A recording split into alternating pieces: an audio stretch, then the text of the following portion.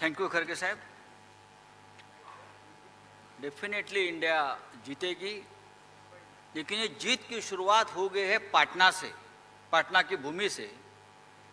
और हम सबको एक साथ लाने की सबसे पहली जिम्मेदारी ली थी नीतीश कुमार जी, लालू जी, आप सभी ने। मैं अब नीतीश कुमार जी, बिहार के मुख्यमंत्री महोदय, आपसे विनती करता हूं, आप आपकी बात रखिए। वहाँ ही माइक है, आप वहाँ से बात कर सकते हैं। आप कर लीजिए।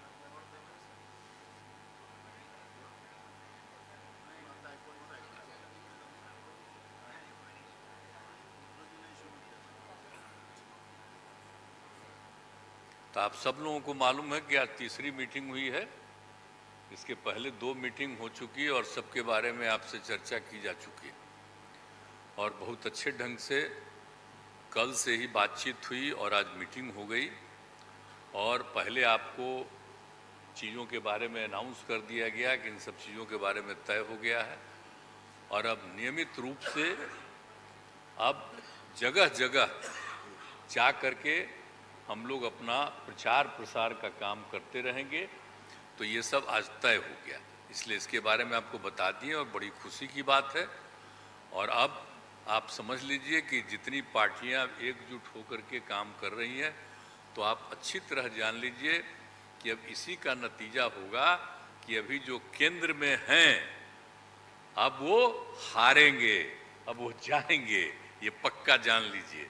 और अभी आपको बताया गया कि कैसे मीडिया पर ही कब्जा कर लिया, कोई भी दूसरे की बात कम छपता और ज्यादातर उन्हीं की बात छपते रहती। कितना काम पहले हुआ है, अलग अलग राज्यों ने कितना काम किया है, दूसरे दूसरे पार्टियों ने, उसका कम छपता। ये कम करते हैं और ज्यादा छपता रहता है। तभी तो आप लोगों पर कब्जा न है जी, तब तो उपाय है। और जब एक बार उनसे मुक्ति मिलेगी तो आप सब प्रेस वाले आजाद होइएगा और जो आपको उचित लगेगा वही लिखिएगा और वही बोलिएगा। ये बहुत जरूरी है। अगर प्रेस के लोग कुछ लिखते हैं, कहीं क्या काम हो रहा है, क्या ठीक नहीं हो रहा है, वो जब लिखते हैं तो उसका असर जनता पर कितना पड़ता है। और आजकल देख रहे हैं कोई काम नहीं कर रहे हैं और खाली उनका बड़ाई हो रहा है। आज जो राज्य वाला बेचारा जो काम कर रहा है उसकी चर्चा कम होती है।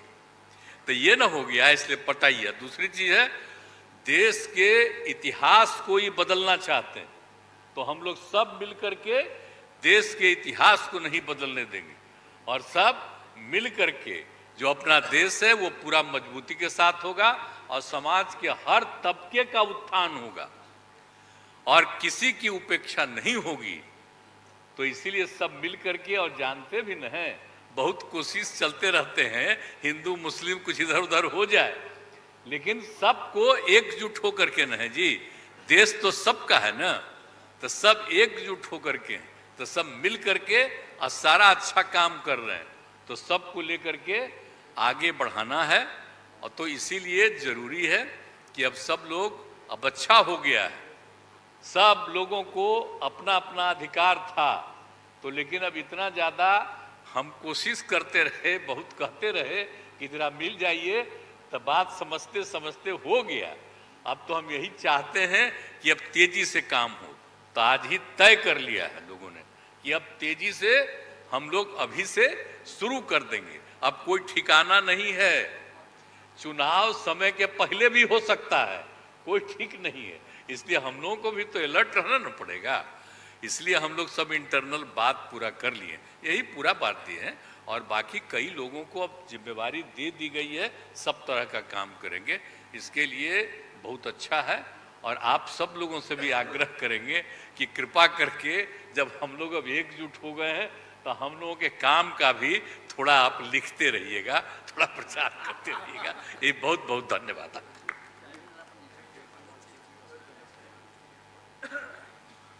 Honorable Chief Minister of Tamil Nadu, I request you to express your views. Stalin Saab.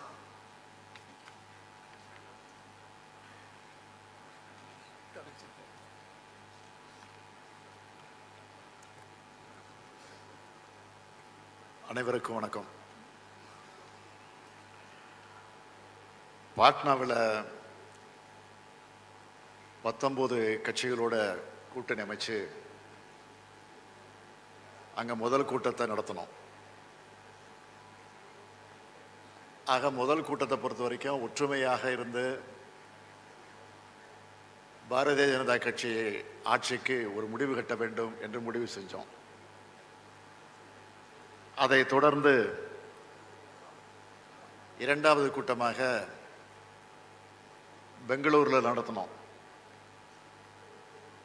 அதில் இந்த கூட்டணிக்கு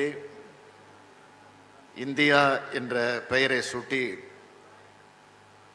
அந்த பணியை தொடங்கணும். மூன்றாவதாக இந்த மும்பையில் 28 கட்சிகள் ஒன்று சேர்ந்து வலிமை மிக்க கூட்டணியாக இதை நாங்கள் நிரூபித்து காட்டிருக்கிறோம். நடைபெற்று கொண்டிருக்கக்கூடிய பாரதிய ஜனதா கட்சி எப்படிப்பட்ட ஒரு சர்வாதிகார ஆட்சியை நடத்தி கொண்டிருக்கிறது என்பது உங்களுக்கெல்லாம் நல்லா தெரியும். அதில் இப்போ குறிப்பாக பிரதமராக இருக்க மோடி அவர்கள் எங்கே போனாலும், அது அரசு நிகழ்ச்சியாக இருந்தாலும் சரி, கட்சி நிகழ்ச்சியாக இருந்தாலும் சரி, அல்லது தனிப்பட்ட எந்த நிகழ்ச்சிக்கு போனாலும் அங்கெல்லாம் இந்த 9 வருஷமாக செஞ்சிருக்கக்கூடிய சாதனைகளை பற்றி சொல்ல முடியாமல் சிறந்த ஆட்சி நடத்திக்கிட்டு இருக்கோங்கிறத வெளிப்படையாக சொல்ல முடியாத அளவுக்கு அவர் ஆளாகி நாங்கள் அமைச்சிருக்கக்கூடிய இந்தியாவுடைய கூட்டணியை பற்றி அவர் அடிக்கடி பேசிக்கிட்டு இருக்கிறாரு. ஆக சிறந்த பப்ளிகேஷன் ஆஃபீஸராக பிரதமரே செயல்பட்டு கொண்டிருக்கிறார். அதற்காக நாங்கள் எங்கள் கூட்டணியின் சார்பில் பிரதமர் மோடி அவர்களுக்கு நன்றியை தெரிவிச்சுக்கிறோம். இந்த 9 ஆண்டு காலத்தில் இந்த ஆட்சியில், பிஜேபி ஆட்சியில் எந்த சாதனைகளும் கிடையாது. நாளுக்கு நாள் இந்த ஆட்சி அன்பாப்புலராக போயிட்டுருக்கு. ஆனால் இந்தியாவோட கூட்டணி பாப்புலர் ஆகிட்டு இருக்கு. இந்த கூட்டத்தை பொறுத்த வரைக்கும் இது ஒரு திருப்திகரமான கூட்டம் மட்டும் இல்லை, ஒரு திருப்புமுனை கூட்டமாக இந்த கூட்டம் இன்னைக்கு அமைஞ்சிருக்கு. பிஜேபி ஆட்சியினுடைய கவுண்ட் டவுன் ஆரம்பமாயிடுச்சு. இது வரைக்கும் இந்தியாவில் காண முடியாத ஒரு சர்வாதிகார ஆட்சியை இன்னைக்கு நம்ம பார்த்துக்கிட்டு இருக்கிறோம். அண்மையில் 7 லட்சம் கோடி ரூபாய் சிஏஜி ரிப்போர்ட்டு கொடுத்துருக்கக்கூடிய விவரம்லாம் உங்களுக்கு நல்லா தெரியும். அது பற்றி இன்றைக்கு பிரதமராக இருக்கக்கூடிய மோடி அவர்கள் வாய் திறந்து பதில் சொல்ல முன்வரல. உச்ச நீதிமன்ற தீர்ப்புக்கு மதிப்பில்லை, தேர்தல் கமிஷனுக்கும் சுதந்திரம் கிடையாது. இடி, சிபிஐ, ஐடி என அரசியல் எதிரிகள் எல்லாம் அச்சுறுத்துகிற ஒரு ஏவல் அமைப்புகளாக இந்த அமைப்புகளை பிஜேபி ஆட்சி பயன்படுத்திக்கிட்டு இருக்கு. நாங்கள்லாம் இன்னைக்கு தனித்தனியாக கட்சிகளாக இருந்தாலும் நாட்டை காப்பாற்றுறதுக்கு ஒன்றா சேர்ந்துருக்கிறோம். அரசியல் லாபங்களுக்காக நாங்கள் சேர்ந்திருக்கிறோம்னு தயவு செஞ்சு யாரும் நினைக்காதீங்க. இந்தியாவினுடைய மாண்பை காப்பாற்றுவதற்காக, இந்தியாவினுடைய மதச்சார்பின்மையை காப்பாற்றுவதற்காக, இந்தியாவினுடைய சமூக நீதியை காப்பாற்றுவதற்காக நாங்கள் எல்லாம் இன்றைக்கு ஒன்று சேர்ந்திருக்கிறோம். ஒரு பெரிய போர்க்களத்தில் ஈடுபட போகிறோம். அப்படி ஈடுபடக்கூடிய அந்த போர்க்களத்திற்கு நீங்கள் எல்லாம் எங்களுக்கு பக்கபலமாக இருக்கணும், துணை நிற்க வேண்டும் என்று என்னுடைய அன்பான வேண்டுகோளை இந்த நேரத்தில் எடுத்து வச்சு இந்த கூட்டத்தில் கலந்து கொண்டு உங்கள் அனைவரையும் சந்திக்கிற வாய்ப்பை பெற்றமைக்கு மீண்டும் ஒரு முறை என்னுடைய நன்றியை தெரிவித்து விடைபெறுகிறேன். நன்றி, வணக்கம்.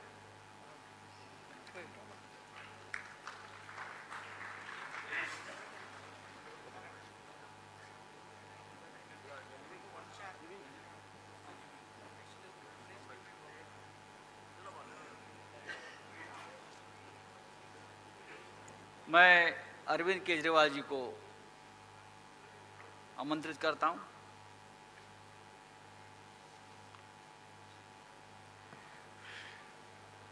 आप सब लोगों को मेरा नमस्कार। सबसे पहले मैं महाविकास आघाड़ी के ठाकरे साहब, पवार साहब और महाराष्ट्र कांग्रेस के नेताओं को बहुत बहुत बधाई और शुक्रिया अदा करना चाहता हूँ इतनी शानदार 2 दिन की मीटिंग ऑर्गेनाइज करने के लिए। ये जो इंडिया अलायंस है, ये अलायंस कुछ चंद 26, 27, 28 केवल पार्टियों का अलायंस नहीं है। ये इंडिया अलायंस इस देश के 140 करोड़ लोगों का अलायंस है और ये लोग एक साथ आए हैं। देश के लोग इकट्ठे हो रहे हैं और बहुत बड़ी संख्या में लोग इकट्ठे हो रहे हैं और देश के लोग इकट्ठे हो रहे हैं 21वीं सदी के भारत का निर्माण करने के लिए। आज हमें बहुत दुख होता है कि आज हमारे देश के अंदर जो सरकार है, मोदी सरकार, मुझे लगता है कि आज़ाद भारत की सबसे भ्रष्ट सरकार और सबसे अहंकारी सरकार है। एक भारतीय होने के नाते मुझे बेहद दुख होता है। पिछले 3-4 दिन से हम पढ़ रहे हैं कि विदेशों के अखबारों के फ्रंट पेज के ऊपर खबरें छप रही हैं कि हमारी भारत सरकार एक आदमी के लिए काम कर रही है। वो एक आदमी भारत से पैसे निकाल के बाहर विदेश में ले जा रहा है और भारत सरकार, मोदी सरकार, देश के प्रधानमंत्री उनकी मदद कर रहे हैं। बहुत दुख होता है एक भारतीय होने के नाते। विदेशों में तो खबरें छपनी चाहिए कि भारत में ये अच्छा हो गया, भारत में वो, तब देश का नाम आगे बढ़ेगा। देश का नाम ऐसे थोड़ी आगे बढ़ेगा कि पूरी भारत सरकार एक आदमी के काम करने के लिए लगी हुई है। आज हमारे भारत का युवा रोजगार ढूंढ रहा है, पढ़ लिख के BA करके, BCom करके, BSc करके रोजगार ढूंढ रहा है। उसके पास रोजगार नहीं है और वो जब सरकार के पास जाता है तो पता चलता है कि सारी सरकार एक ही आदमी के लिए काम कर रही है। सारी सरकार भ्रष्टाचार में डूबी हुई है।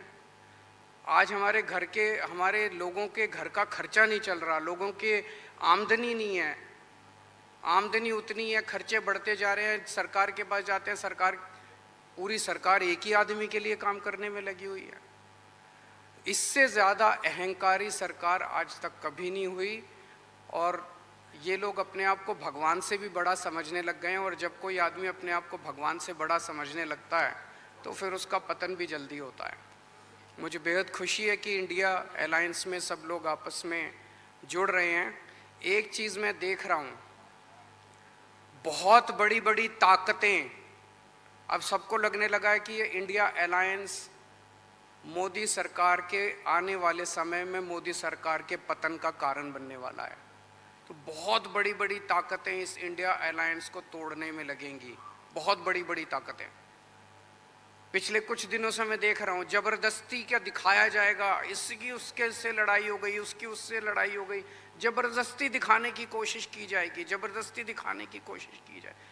मैं पिछली 3 मीटिंग अटेंड कर चुका। मैं आपको पूरी जिम्मेदारी के साथ कह सकता हूँ, जितनी अच्छे से और जितने प्यार और मोहब्बत से सारी मीटिंग्स हुई हैं, किसी के साथ लड़ाई नहीं है। और यहाँ पे जितने लोग बैठे हैं कोई पद के लिए नहीं आया, सब 140 करोड़ लोगों के इस भारत देश को बचाने के लिए आए हैं, इसको तरक्की के रास्ते पे ले जाने के लिए आए हैं। कोई यहाँ पे पद के लिए नहीं आया है। मुझे बेहद खुशी है। 2 दिन की हमारी मीटिंग बहुत अच्छी रही और सबने आगे बढ़ के आज मीटिंग में जिम्मेदारियां ली हैं। किसी ने सीट शेयरिंग करवाने की जिम्मेदारी ली है, किसी ने मीडिया की जिम्मेदारी ली है, किसी ने सोशल मीडिया की जिम्मेदारी ली है, किसी ने कैंपेन डिज़ाइन करने की जिम्मेदारी ली है। मुझे पूरी उम्मीद है कि आने वाले समय के अंदर पूरा भारत इकट्ठा होगा और इस अहंकारी, भ्रष्टाचारी, तानाशाही सरकार का पतन का कारण बनेगा। बहुत बहुत शुक्रिया। भारत इकट्ठा हो रहा है, हो जाएगा। मैं अब आमंत्रित करता हूं हमारे प्रिय आदरणीय नेता लालू यादव जी।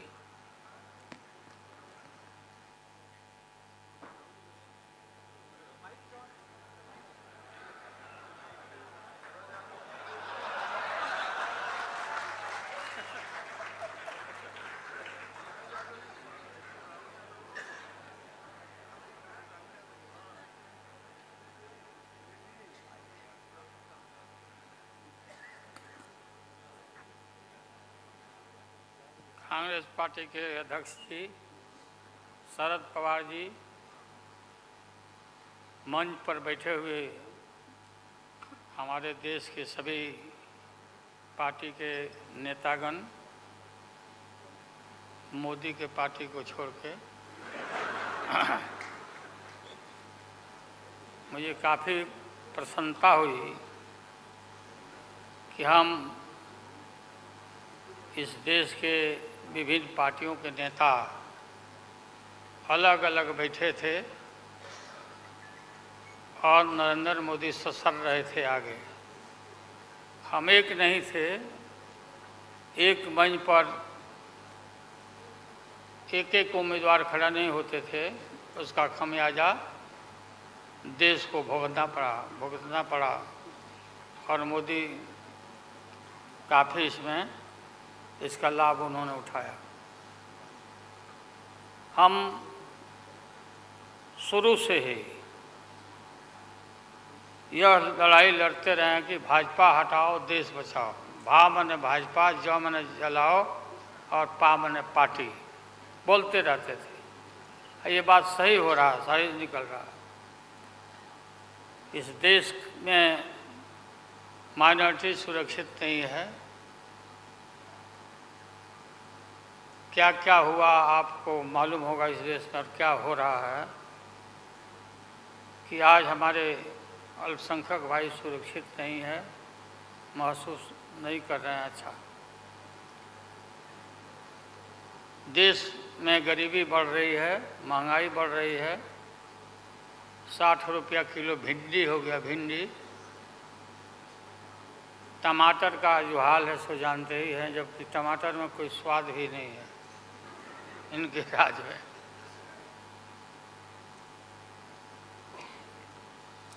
लगातार लड़ाई लड़ते लड़ते हम लोग आज इस मुकाम पर आए हैं कि अब हम सब पटना, बंगलोर और महाराष्ट्र, यहाँ मुंबई में ये मीटिंग के बाद अब एक निष्कर्ष पर हम लोग पहुँचे हैं और एक स्वरूप बना है, संगठन बना है, जो पढ़ करके आप लोग को सुनाया गया। आप सबको याद होगा कि कितना झूठ बोल करके, कितना अफवाह फैला करके इस सत्ता में लोग आए थे। मेरा भी नाम उस समय और देश के नेताओं का नाम, इन लोगों ने यह प्रचारित किया था कि इन लोगों का पैसा स्विस बैंक में जमा है, स्विस बैंक में। और मोदी जी बोले कि हम आएंगे और स्विस बैंक का पैसा ला करके हम देश के तमाम लोगों को, हर के को खाता खुलवाया कि 5-5 लाख रुपया जमा करेंगे, 15-15 लाख रुपया। हम भी झांसा में आ गए और हमने भी अपना खाता खुलवाया। मेरे 7 बेटियां, 2 बेटा और पति पत्नी दोनों मिला के 11 हो जाते हैं। देखा कि भाई 15 से गुना कर दीजिए, पैसा काफ़ी मिल जाएगा। हमने तो पशुपालन में कोई पैमानी शैतानी भ्रष्टाचार नहीं किया, जो भ्रष्टाचार नरेंद्र मोदी कर रहे हैं, करा रहे हैं। सारे देश भर के लोग खाता खुलवा दिया, सब गरीब गुरबा आदमी प्रचारित करवाया इन लोगों ने। और मिला क्या, सो देश के लोगों को मालूम होगा, आप लोगों को भी मालूम होगा, आप लोग में वैसे भी खुलवाए होंगे, आप लोग पर प्रेस के लोग भी, कि हो सकता है भाई मिल जाए, पैसा है देश का तो मिल जाए, वापस आ जाए। एक पैसा नहीं, सब इन्हीं लोगों का पैसा था। अभी काफ़ी जय जयकार हो रहा होना चाहिए, वैज्ञानिकों का होना चाहिए। चंद्रयान पर लोग गए, सब घूमे फिरे लोग, हमारे वैज्ञानिक, देश का नाम ऊंचा हुआ। अब हमने सुना है कि मोदी जी अब ये सोच रहे हैं, और इसीलिए पहले ही लोकसभा का मीटिंग भी सुना, बोला दिया है। हमने ये सुना, किसी जिम्मेवार आदमी ने कहा कि भाई हम लोग तो अब इतना देश के वैज्ञानिक आगे देश को ऊंचा कर दिए, दुनिया में नाम हो गया। हम अपील कर रहे हैं इसरो के वैज्ञानिकों से, अपने देश के वैज्ञानिकों से, कि भाई मोदी जी को पीछे नहीं रहना चाहिए। इनको चंद्रलोक से की बात छोड़ो, अब सूर्यलोक पर इनको पहुंचाओ। नरेंद्र मोदी पहुंच तो जाओ, हाँ, दुनिया भर में नाम हो जाएगा मोदी जी का। अमेरिका सब देश कहाँ पीछे छिटा जाएगा। राहुल गांधी जी घूमते रहते हैं अमेरिका में, कई देश में घूमे, इनको अवसर मिला है। तो ये भी देख लेंगे कि भाई मोदी जी सचमुच में देश का नाम करने के लिए अब ये चल पड़े हैं। आगे दशहरा के बाद इसकी तैयारी कर लें, हमारी शुभकामना है कि चले जाएं। इतनी गरीबी है, गुरबा लोग हैं, बेकारी है, चारों तरफ फैला हुआ है, और बोलते हैं कि देश आगे बढ़ गया, कि देश आगे बढ़ गया। देश के नेताओं को कोई भी ऐसा नेता नहीं छूटा है जिसको ईडी में, सीबीआई में ये ना फंसाए हों, सबको फंसा के। ये हम देखते थे, पहले के ज़माना में सुनते थे कि जो बड़े लोग होते थे, सामंती लोग होते थे, वो गरीबों को और मिडिल क्लास के लोगों को मुकदमा में फंसा के और शासन करते थे। वही इनकी आदत हो गई है, और हम लोग डरने वाले नहीं हैं। हमने अपना किडनी ट्रांसप्लांट कराया है, कोई शौक से नहीं कराया है। डॉक्टरों ने कहा कि करा लो भाई। हमारी बेटी सिंगापुर में रहती है, उसने अपना किडनी दान दे दिया, जीवन दान दिया हमारी बेटी। और वहाँ इतना हम अपना शरीर का ऑपरेशन कराए हुए हैं, कोई ठिकाना नहीं। और पहले इस रोग के अलावा एशियन हार्ट इंस्टीट्यूट, डॉक्टर पंडा है यहाँ, नामी ग्रामी सर्जन हैं, 5-6 हमारा ऑपरेशन हो चुका है। लेकिन आप सबका आशीर्वाद और कृपा है कि हम जीवित हैं, और हम आगे भी हम काफ़ी, मेरा हौसला मजबूत है कि हम रहेंगे, और मोदी जी को हटा के ही हम दम लेंगे हम लोग। इसलिए हम लोगों ने संकल्प लिया है, बिल्कुल। और सुन ले मोदी जी, अब आप समझ लेना कि पहले से मैं आपसे लड़ते आ रहा हूँ, गुजरात के युद्ध के लड़ाई राइट के समय से। आपके और आपके गुरु, कौन अध्यक्ष है वो? हाँ? नहीं, उनके पार्टी के अध्यक्ष जी हैं। अडवाणी जी को तो गिरफ्तार किया था, वो नहीं भाई। अरे अभी जो है मौजूद अमित शाह, बताओ, ही कहाँ के शाह नेता हो गए? कब का संघर्ष किया हुआ भाई। हम थे, राज्यसभा में थे उन दिनों में,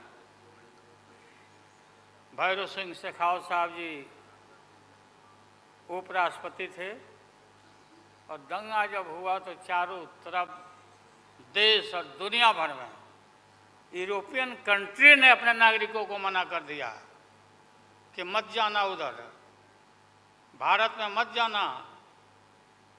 और इनका प्रवेश भी निषेध हो गया था विदेशों में। आप सब लोगों को मालूम है किस तरह का इनका इतिहास रहा है। हम गमछी बिछा के फ्लोर ऑफ द हाउस में वहाँ बैठ गए आगे चेयरमैन के चेयर के नीचे। हम कहा कि मोदी को गिरफ्तार करो, गिरफ्तार करो मोदी को, नहीं तो नहीं उठेंगे। चारों तरफ से हाउस गर्म हो गया, गर्म हो गया हाउस।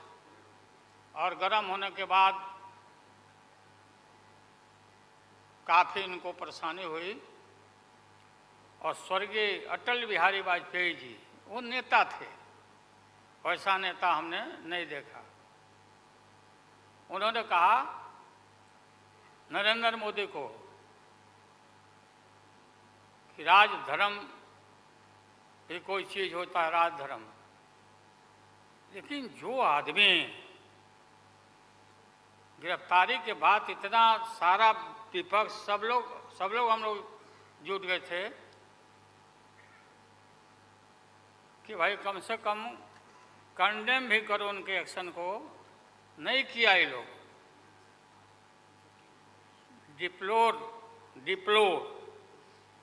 डिप्लोर मतलब किया कि वो भी नहीं, अंदर से नहीं निकला इन लोगों को कि हम निंदा करें। इतने बड़े नरसंहार हुआ था, क्या क्या हुआ उसको दोहराने की जरूरत नहीं है।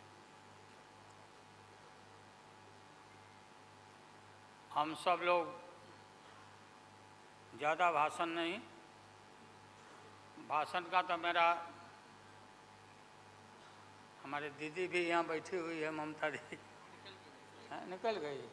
अच्छा चले, तो सारे जो उस समय लोग थे हमारे साथी, बालू जी भी निकल गए। हाँ हाँ गए, प्लेन है तो हम भी, मेरा भी प्लेन है, अभी निकल जाए। हम क्यों पीछे रहे, हम भी निकल जाते फ्लाइट का टाइम आ गया। तो आप सभी पत्रकार भाइयों को मैं प्रणाम करता हूँ, सलाम करता हूँ, आदाब करता हूँ। हम सब एक हैं और एक होकर के हम लोग इस लड़ाई को लड़ रहे हैं। और राहुल गांधी जी को भी हम काफ़ी मजबूती के साथ विश्वास हम लोग दिलाते हैं कि हम सब एकजुट हो करके सभी लोगों को एकोमोडेट करके आगे सीट शेयरिंग अब शुरू होगा, सीट शेयरिंग। और सीट शेयरिंग में हम लोग सब लोग सफल होंगे, कोई दिक्कत कठिनाई नहीं होगी, कहीं कोई हर्डल नहीं होगा। अपना कुछ नुकसान करके भी हम लोग इंडिया को, ये संघ है, हम लोग जिताएंगे और मोदी को हटाएंगे और देश को बचाएंगे। सभी लोगों को नमस्कार, जिंदाबाद, सब प्रणाम। क्या चलो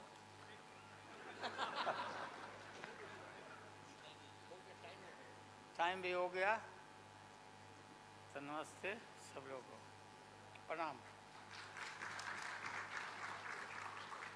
पवार साहब के लिए भी हम लोगों की शुभकामना है। आप पुराने नेता हैं, डटे रहिएगा, अपना पार्टी को मजबूत रखिए, हम लोग आपके साथ हैं। अब मैं सीताराम येचुरी जी को आमंत्रित करता हूं, अपनी बात रखें।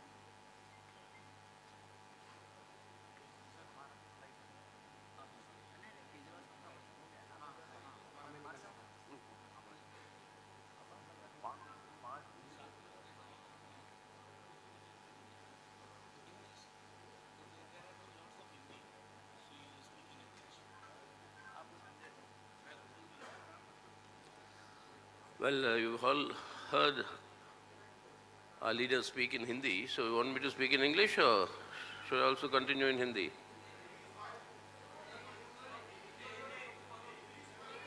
Telugu, my mother tongue. Huh? Well, you've heard the basic decisions here. India, this alliance is met, it is expanded. There are two more parties that have joined, and we think that more will join. And we have worked out the understandings on the basis of which the seat sharing will be done at the state levels. State level seat sharing, all the discussions will take place at the state level. अच्छा बताइए Lalu ji. Lalu ji.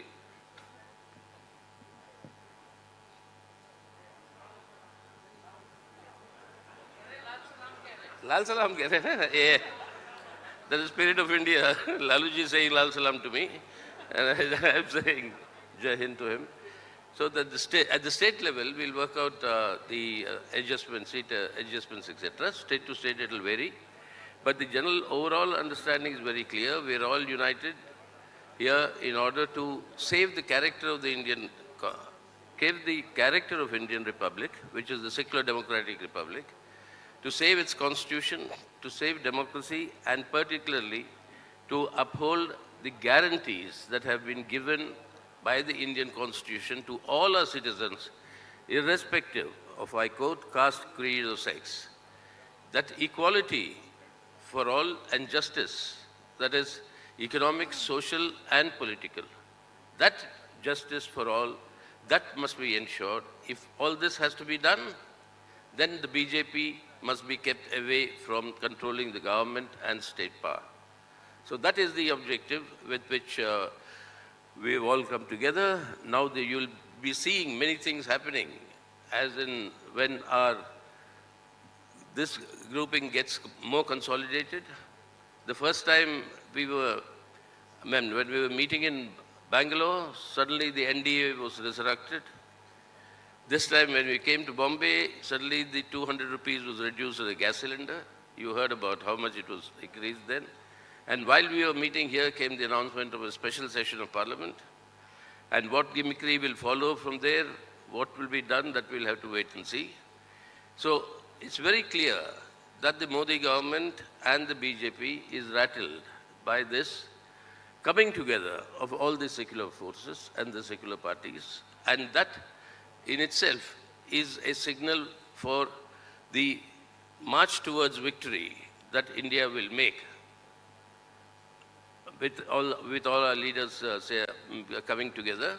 And we propose to consolidate this further with a series of public meetings spanning across the country, and that will from all parts of the country ranging out. So now from this meeting we are reaching out to the people. We are already with the people, but we'll be reaching out to the people through public actions and action programs, and that will be further strengthened in the days to come. So that is in addition to what has already been told here.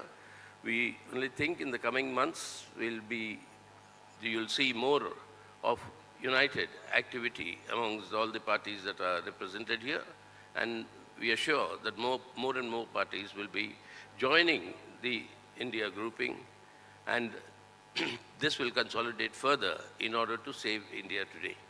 To saving India and then changing India for the better. That is the objective with which we all come together, and that is what we will ensure, and that is our assurance to the people of our country. Thank you. अब मैं आमंत्रित करता हूं आदरणीय प्रिय Rahul Gandhi ji.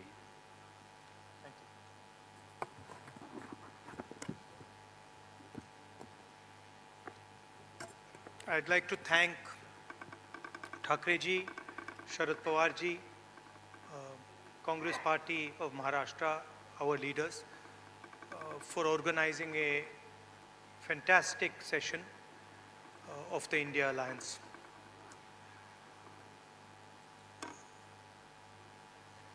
Two very big steps were taken.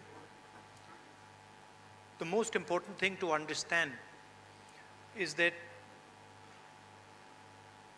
this stage represents 60% of the Indian population.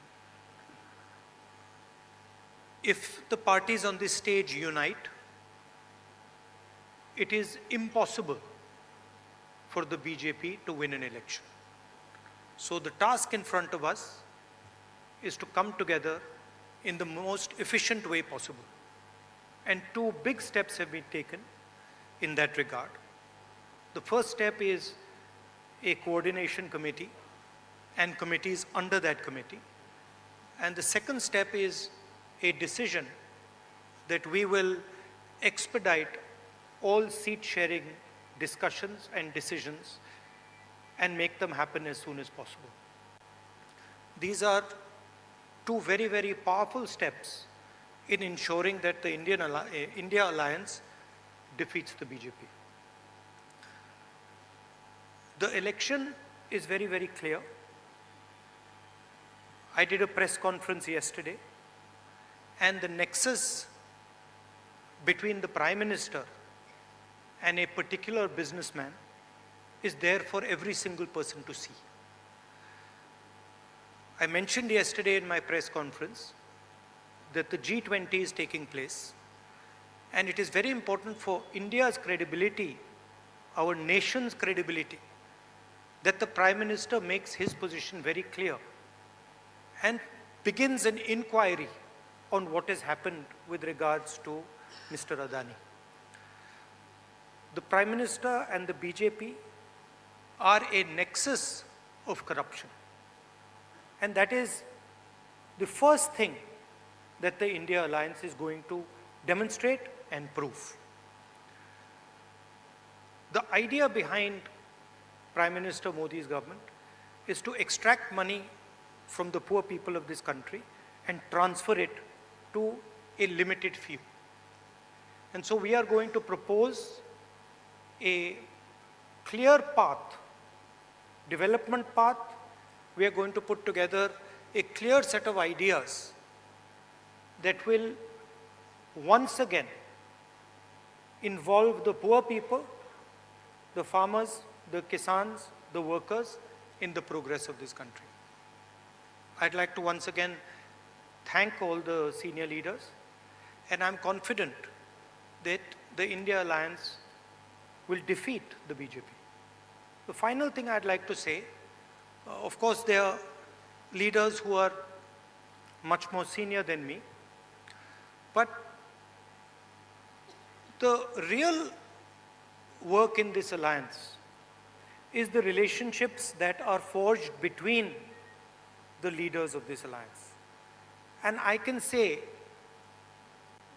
with confidence that these two meetings have done a huge amount in building the rapport between all the leaders and ensuring that all of us work together as one. I can see that there is flexibility among all the leaders in the way we are approaching things. There are differences, of course, but I am extremely impressed by the way those differences are minimized and ironed out. Thank you very much. Of course, I don't want to comment much about the press, but I think Laluji said it best. You're also in some ways restricted and chained, and India Alliance is working to free you from your chains. Thank you. Sorry, I forgot one thing. I forgot one thing, which is probably the most important thing. I spent a week in Ladakh. I went to Pangong Lake, right in front of where the Chinese are. And I had detailed discussions, probably the most detailed discussions that any politician outside Ladakh has had with the people of Ladakh. And specifically, the shepherds of Pangong Lake, the leaders of Pangong Lake, and the common people who live around Pangong Lake. And they categorically told me that the Chinese have taken Indian land. They categorically told me that the Prime Minister is lying about the fact that the Chinese have not taken Indian land. And every single person in Ladakh knows that the people of India and the people of Ladakh have been betrayed by the government of India. There is clearly there is clearly an accommodation that has happened between the government and the Chinese. There is clearly a change on the borders. Our shepherds themselves told us that they are not being allowed into the areas where they were allowed. So this is known to everybody. Unfortunately, our press doesn't raise these issues, but these are issues of national importance, of national security, and it is shameful, extremely shameful, what has happened in Ladakh. Thank you.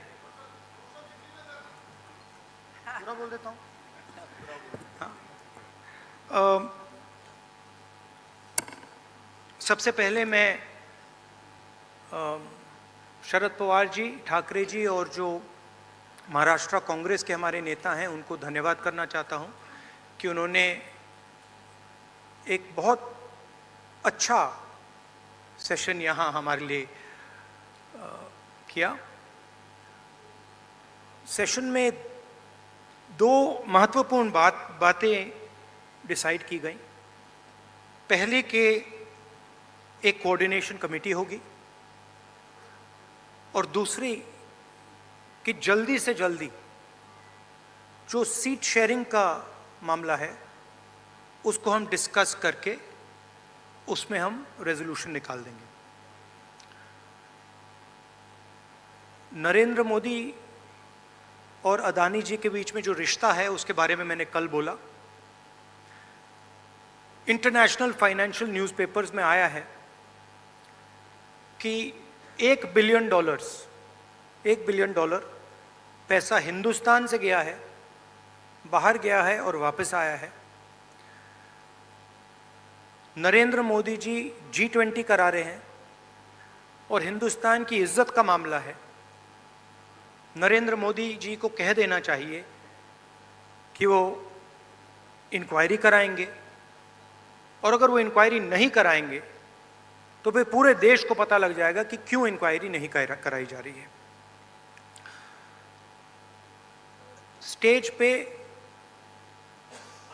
जो नेता हैं, जो parties हैं, वो हिंदुस्तान के 60% लोगों को represent करती हैं, और अगर हम एक साथ मिलके चुनाव लड़ेंगे तो बीजेपी चुनाव जीत ही नहीं सकती है। और मुझे बहुत खुशी हो रही है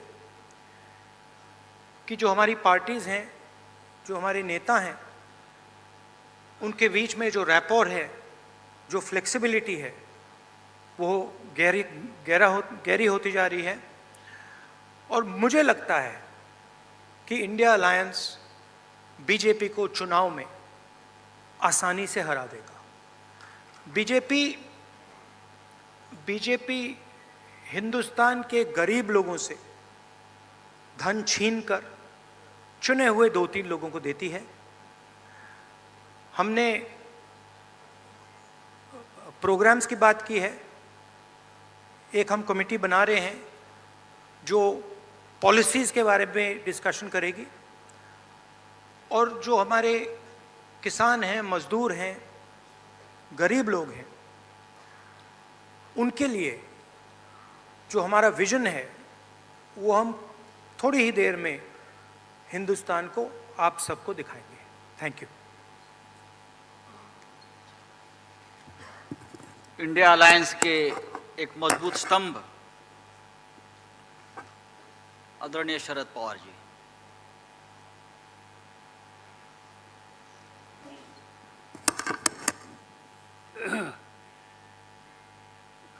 सम्माननीय वैश्विक और साथियों,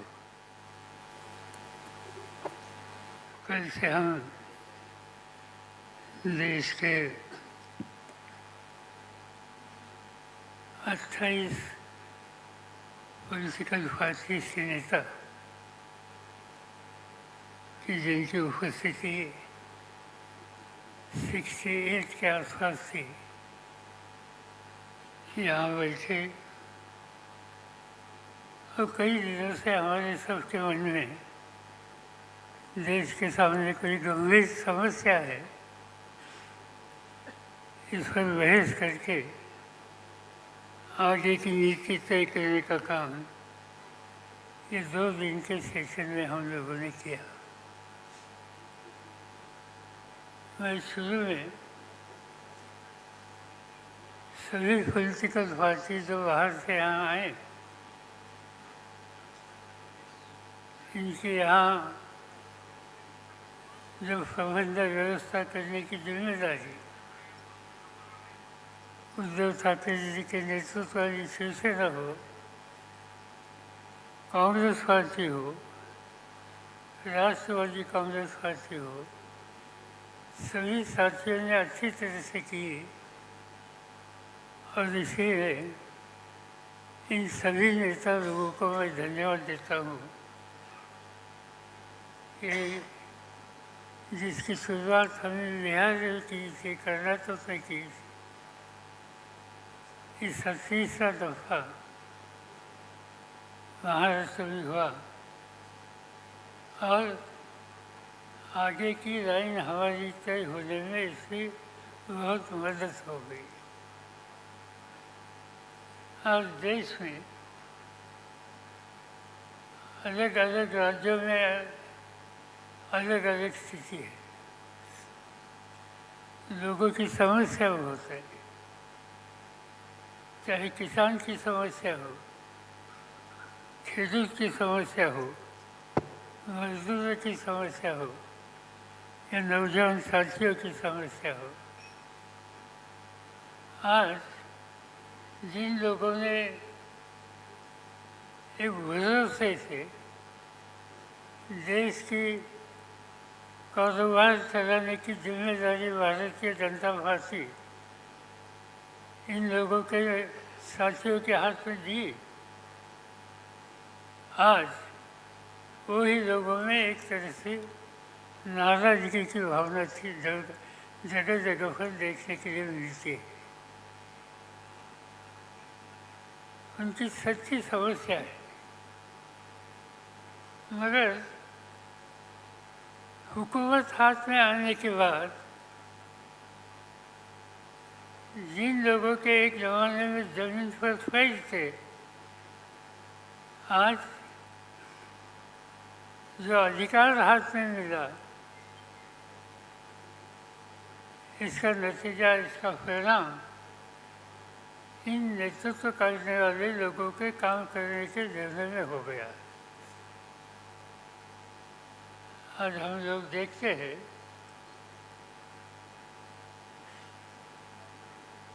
कि राजनीति में राजनीतिक दल मिलकर काम करने की तैयारी करते हैं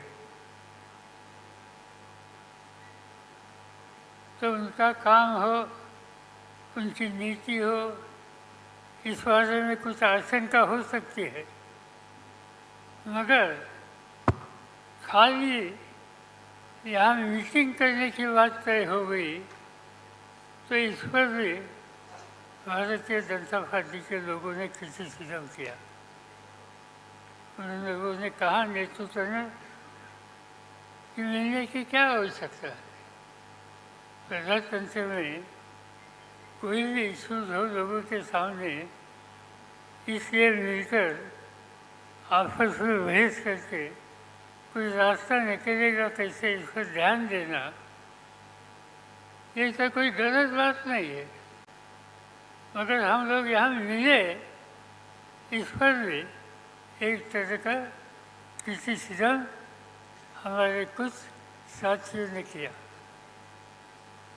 इससे एक ही बात साफ होती है कि 10 साल देश की हुकूमत हाथ में आने के बाद जो,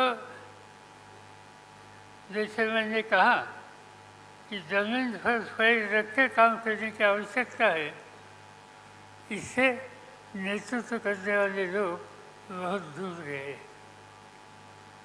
कभी कभी अपोजिशन के लोग जब बैठे हैं तो उनके बारे में देश के भारतीय जनता पार्टी के वरिष्ठ नेता इन लोगों के बारे में घमंडिया ऐसा उनका उल्लेख करके उनके बारे में बातें करते हैं। इससे एक ही बात साफ होती है कि घमंडिया कौन है कि जिन्हें लोग मिलकर आपस में बैठने की तैयारी करते हैं, ये भी जिनको पसंद नहीं, उन्हें घमंडिया कहने की आवश्यकता है। और ऐसी एक शक्ति देश के हितों की रक्षा करने वाली नहीं, इस पर मिलकर कुछ न कुछ रास्ता निकलना चाहिए। और ये रास्ता निकलने के लिए हम कुछ लोग कई दिनों से आपस में बात करते थे और जिससे इंडिया के नाम पर एक नया विकल्प देश में तैयार करने की कोशिश हम लोगों ने शुरू की है। और इसका ही ये सम्मेलन यहाँ का सम्मेलन था। मुझे खुशी है कि देश के लोगों ने जो कुछ हम करना चाहते हैं इस बारे में मुझे गंभीरता से देखने की बात की। मीडिया ने ये जो कुछ हम कर रहे हैं ये देशवासियों के सामने अच्छी तरह से रखने के लिए अपना काम किया। मैं इतना ही आपको वायदा करता हूँ, हम रुकेंगे नहीं, हम गलत रास्ते पर जाएंगे नहीं। गलत रास्ते पर जो आ रहे हैं उनको ठीक रास्ते पर लाने के लिए और ठीक रास्ते पर आते नहीं तो उन्हें दूर करने के लिए जो कोई करने की आवश्यकता है वो हम कंधे को कंधे मिलाकर मिलकर हम करेंगे। और देशवासियों के सामने एक साफ सुथरा प्रशासन देने की जो आवश्यकता है इसके लिए जो कुछ करना होगा वही करेंगे, इतना मैं कहना चाहता हूँ। ये सब करने के लिए हमारे सब साथियों ने बहुत मेहनत की। तीनों पार्टी के नेता लोगों ने, उनके सब साथियों ने मेहनत की। अनेक कई राज्यों से जो हमारे साथी यहाँ आ गए, मैं इन सभी को धन्यवाद देना चाहता हूँ कि ये अधिवेशन कामयाब होने के लिए सभी लोगों ने साथ की। ये सभी को मैं धन्यवाद देता हूँ, मीडिया को धन्यवाद देता हूँ। यहाँ जिन साथियों ने अच्छी तरह से इंतजाम किए इन साथियों को धन्यवाद देता हूँ और आपसे अदा लेता हूँ।